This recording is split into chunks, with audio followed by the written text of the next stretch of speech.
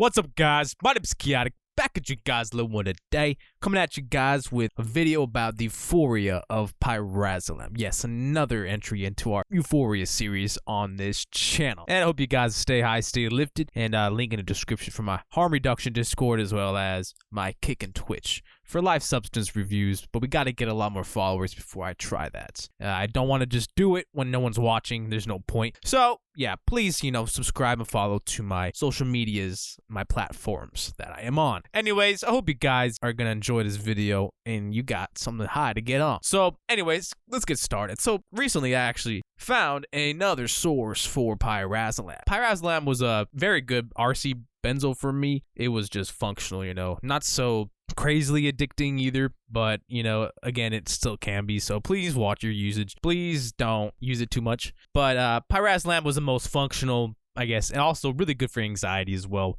So those can come in handy sometimes, and really I'm just collecting it because I might as well, the source was out offering it in powder and I chose to get it some powder. So that's pretty much what that is. But let's get into Pyrazolam. A really awesome benzo, it felt really good. It felt very euphoric. It felt a lot like a Pyrazolam. It doesn't last whole long. It doesn't have that crazy of a half-life, which is really good, when you're not trying to be high the next day on a benzo. That bromonor-diazepam, I couldn't even really touch that much because I work a job now and, I have to talk to people on the phone.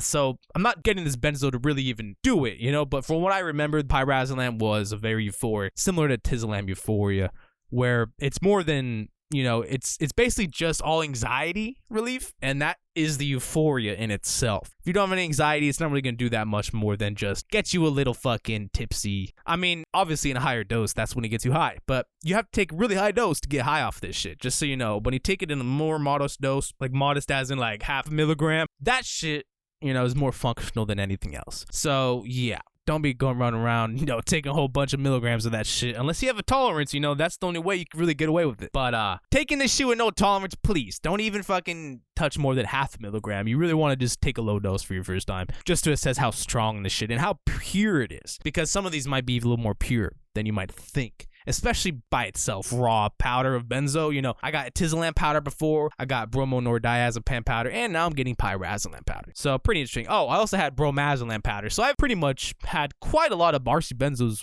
in the raw chemical structure, and it was pretty interesting, I would say, but you got to be really careful, though. With the powder of benzos, I mean, you know why. Because 1 milligram is enough to get you high. Actually, less than a milligram. There's no way you can really weigh that on a scale. So you really have to volumetrically dose these when you get a powder version. There is just really no other way around it. Unless you can fucking dab a little bit. I mean, you could get away with doing that. Eyeballing it, but that's a fine slope. Because you will fall down, all right? You're going to have those days where you take a little more than you want. And you got to be careful. But anyways, Pyrazolam was pretty relieving. It was a really good drug to do a high to get on. Pyrazolam, it feels really good and it feels really great.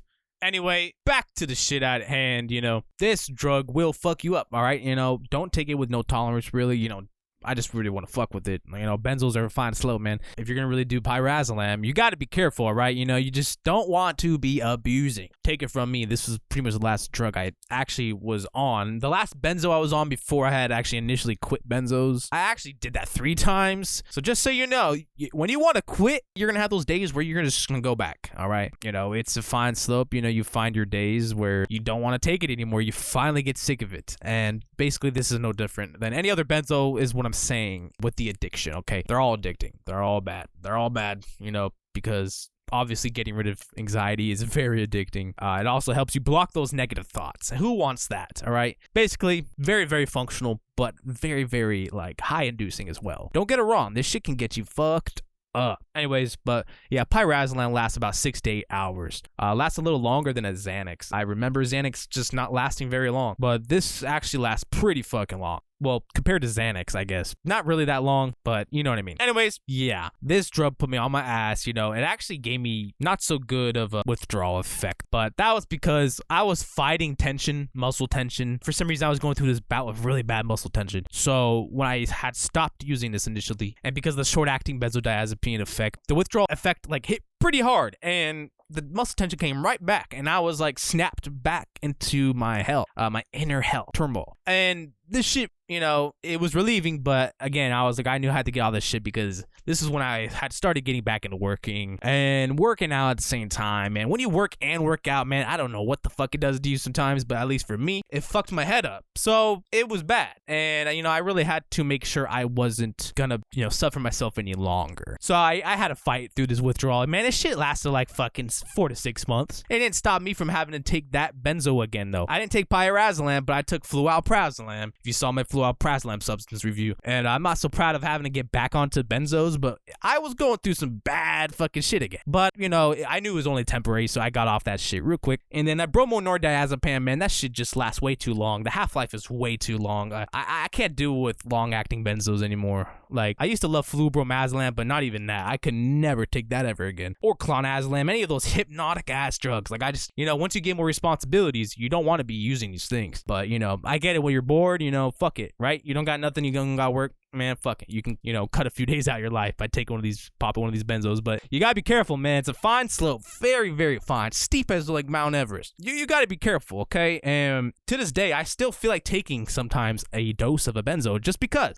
I be feeling like shit sometimes, you know, who does it? I be taking a lot of caffeine, and goddamn, that's like the only stimulant I do. Caffeine, just taking only caffeine all the time sucks. I'll be honest, it fucking sucks. So I need to change my stimulant or just get off caffeine altogether, which is really not going to happen because, like I said, this fatigue, man, it's gone, but then it comes back. And, you know, the more you push, the more it comes back. You know, I work 10 hours now, so that doesn't help. But, you know, I'm still not going to give in to my cravings for this, you know, drug because it's not really that worth it. And because, you know, I was taking 1,4-BDO. I actually had to get off that too. All right. That stuff actually feels like a benzo. It was affecting my GABA receptors the next day, giving me very, very, very noticeable hangovers. Not even like alcohol, but pretty much it was exactly like what alcohol would do after you drank a lot, but not non-toxic. But what that means is still kind of toxic. Like, I know for a fact it was deteriorating brain cells. I'm pretty sure it was destroying my gray matter, just like alcohol would. And I think all sedatives actually affect your gray matter. They basically slow your brain down. And it was severely slowing my brain down. And I was like, man, this reminds me of my benzo fucking habit, dude. So the side effects of 1,4-BDO started mounting up and mounting up. I had to get off that shit. And then I noticed, like, I wasn't even that down to make videos. That's why I haven't made a video in like 2 weeks. The withdrawal is very real. It's so weird. It gets your brain in such a relaxed state that once you stop taking that drug, man, it's hard to keep doing the things that used to and make you enjoy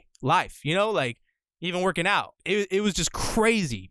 That's how potent these drugs are in your mind. I mean, like, I had to find the joy a little more naturally than I could off that substance to make videos again. So I had to take a break to reset that. But, you know, I even notice right now, it's just not the same. It relaxes you so much, but it does affect the way you speak. It affects your speech patterns. It affects your cognition. It affects your mental capabilities, your capabilities in life. I didn't mean for this to be a lecture, but hey, drugs like 1,4-BDO are much like pyrazolam, where, hey, the euphoria is great, it hits you nice, but there's a fine fucking slope, and you gotta know when to stop. And it's like a train that never stops, unless you, the conductor, can find the switch. Basically, you are the conductor and the train at the same time. You get it, right? Anyways, it's an interesting life, you know, but it's, you know, not worth it to destroy it and make yourself so lazy from these downers and all that shit. You know, it eventually affects your energy levels. And I'm pretty sure that's why I started facing fatigue. Because of these downers, because of these benzos. That is the bad thing about them. All right. You know, pretty much the only negative, obviously, seizures. Yeah, it was just bad. Okay. And I noticed immediately after 1,4-BDO, man, all these drugs, the withdrawal, it's not so great, man. You feel like you just cannot handle a fucking thing. Like the littlest thing can happen, man. The littlest thing can tip you over. That's how you know something's not right. My brain's kind of fried. It is what it is. That's what happens when you experiment with certain substances, but it's important to learn this harm reduction and safety around that, all right? Which is what the channel is about, but this is my own personal take and opinion on harm reduction safety. So, you know, I'm not no doctor or medical advice. So don't ever come to me for that, and don't ever expect that from me. You know, it's funny. Some people think I'm giving out misinformation, but I'm not. I am not no wiki page or anybody in authority that could tell you what or not to do. So yeah, please take this with a grain of salt and don't take me so serious, I'm trying to have fun with this channel. Anyways, the rating I would give Pyrazolam would be a 9 out of 10. I would say Promazolam is a little more potent than this, and Atizolam, interesting. But Atizolam had more euphoria than Pyrazolam. Pyrazolam has maybe a little more functionality, which probably would give it a little more euphoria because it's a little more of like a social benzo RC. So this would be something you'd want to take, at a club. It's not too hypnotic, which is a good thing, which probably adds a little to the euphoria because I noticed the more hypnotic a drug is,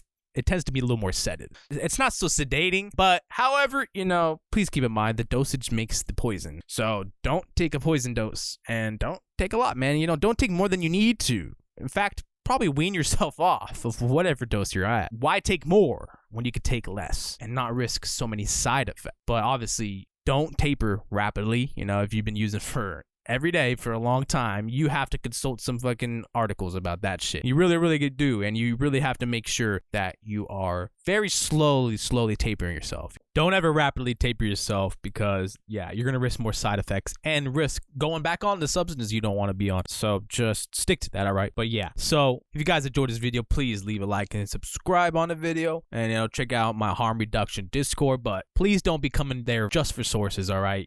It's not good and I will kick you from the server because what's the point, man? You're not trying to interact with our community. You're just trying to get sources. You're trying to be selfish. I do not like that. And I know a lot of people in the drug community are pretty selfish, all right? So knowing that fact, I'm not dumb. I will spot it and I will get you out. But please come to have a good time. Please, don't take this as like intimidation. It's not, but I'm getting sick of getting questions about sources and DMs and I shut that shit off. So actually, I will not receive that no more, thank God. But please don't be coming for asking sources in the community chat or with anybody else because that will result in a permanent ban if you offer anybody a source or so much as really ask for it because I am that sick of it. So please don't be coming for that because one thing's for sure, the feds are all over the place and I'm not going to trust anybody random off the internet. And you asking that means you do not know a thing about OPSEC. You don't know a thing about operational security, literally asking that question. So literally, I will not give you an answer. Anyways, I hope you guys enjoyed this video. Stay high, stay lifted, and peace out to the next one.